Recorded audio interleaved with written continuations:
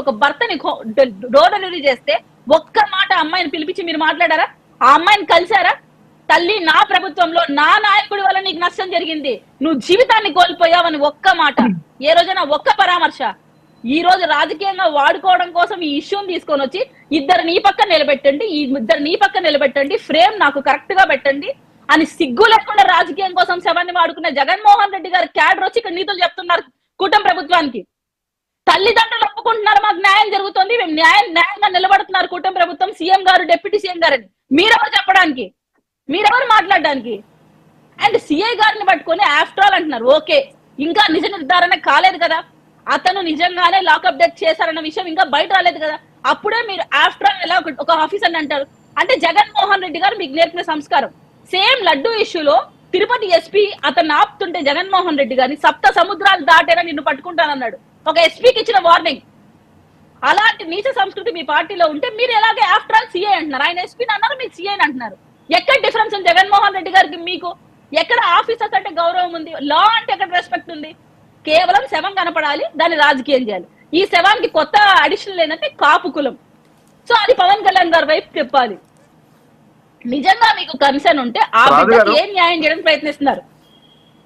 అదే ఇంత concern sir ఎందుకు రఘురామ కృష్ణ రాజు గారి మీద లేదు? ఆ రోజు అతన్ని కొట్టారు, అతని ఎందుకు ఆఫీసర్స్ మీద మీరు మూడు పార్టీలు ఒకటే ప్రభుత్వంలో ఉంటే మీరు ముగ్గురు కూర్చోబెట్టారు, నేను ఒక్కనే ఆపోజిట్ గా నేను ముగ్గురికి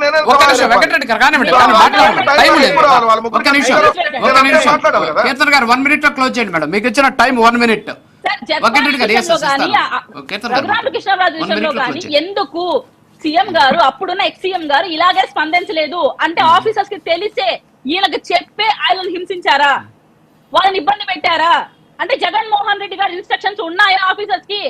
రఘురామకృష్ణ గారు నాకు యాంటీగా మాట్లాడుతున్నాడు, అతనిలో నాకు డ్యామేజ్ వస్తుంది, నా పార్టీ నుంచి వెళ్ళిపోయిన వ్యక్తి, అతన్ని కంట్రోల్ చేయండి, అతన్ని కొట్టండి, హింసించండి, జగన్మోహన్ రెడ్డి గారి ఇన్స్ట్రక్షన్స్ ఉన్నాయా? అలాగే పట్టాభి గారి విషయంలో గానీ, మీ విషయంలో గానీ రాజు గారు మిమ్మల్ని కూడా అలాగే ఇబ్బంది పెట్టారు కదా. వంశీ గారు ఇప్పుడు ఎవిడెన్స్ చూపిస్తారు, మీ అందరు బాధితులే కదా. ఓకే, యా, ఒక్క నిమిషం మేడం. ఎస్ కీర్తన్ గారు ఒక్క నిమిషం, యా మళ్ళీ వస్తాం మీ దగ్గరికి. సార్ ఇస్తా మన కృష్ణకాంత్ గారు మాట్లాడాక మీకు ఇస్తా. కాదు సార్ ఇస్తాను, వెంకటరెడ్డి గారు ఇస్తా. కృష్ణకాంత్ గారు కూడా మాట్లాడేశాక మీకు టైం ఇస్తాను నేను. యా కృష్ణకాంత్ గారు, ఇక్కడ కొన్ని అంశాలు. ఎస్ కృష్ణకాంత్ గారు, ఇక్కడ కొన్ని అంశాలు. ఒకటేంటి, అతను చనిపోయాడు అని చెప్పేసి ఫోటోను బయట పెట్టడం, ఆ ఫోటో సాయి కృష్ణది కాకపోవడం. తర్వాత వచ్చేసి సాయి కృష్ణ జనసేనకు సంబంధించినటువంటి వ్యక్తి అని చెప్పడం. తర్వాత సాయి కృష్ణ కాపు సామాజిక వర్గానికి సంబంధించినటువంటి వ్యక్తి అని చెప్పడం.